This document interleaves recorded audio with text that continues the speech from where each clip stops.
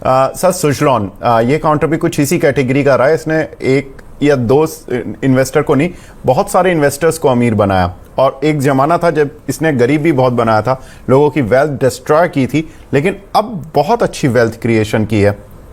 कैसे लगता है आपको अब ये काउंटर? देखिए विवेक जी, एक मैं आपको सीक्रेट रिवील कर देता हूं आपके दर्शकों के लिए कि अगर आपको बड़े मूव्स चाहिए 25-30% के या उससे बड़े मूव्स चाहिए और शॉर्ट टर्म में चाहिए, तो हमेशा स्टॉक का फ्री फ्लोट देखा कीजिए, वो 5,000 करोड़ से कम होना चाहिए।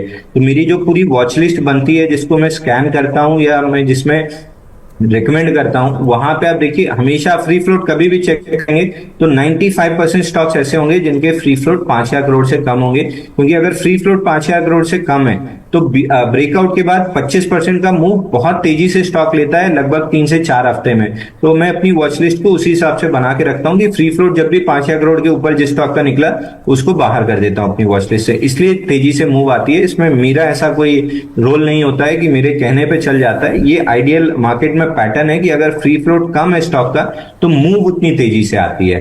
दूसरा, सुजलॉन आपने डिस्कस किया, आप ही के प्लेटफॉर्म पे जब ये 56 रुपीज ब्रेकआउट दे रहा था बेस ऑन बेस पैटर्न का, 98 डेज का बेस बना था, उसके ऊपर 19 दिन का बेस ऑन बेस बना था, 56 का ब्रेकआउट था। विपुल जी के साथ मैं शायद लाइव था, तब हमने रिकमेंड किया था 64 पहला टारगेट था, 74 दूसरा टारगेट था और 90 रुपए तीसरा टारगेट था।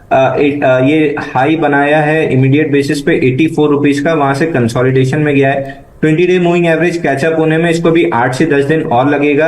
अगर ये साइडवेज रह के होल्ड करता है तो हाई लाइकली है कि 90 रुपए ये स्टॉक अपने टारगेट को ना सिर्फ टेस्ट करेगा बल्कि सरपास करते हुए 99 तक भी जा सकता है। तो अब आपको केवल एक काम करना है कि अगर है तो 73 रुपीज के स्टॉप लॉस से स्टॉक को होल्ड कीजिए और कुछ समय स्टॉक को दीजिए 3-4 हफ्ते का। हाई लाइकली है कि 90 को सरपास करके 99 तक आ जाएगा।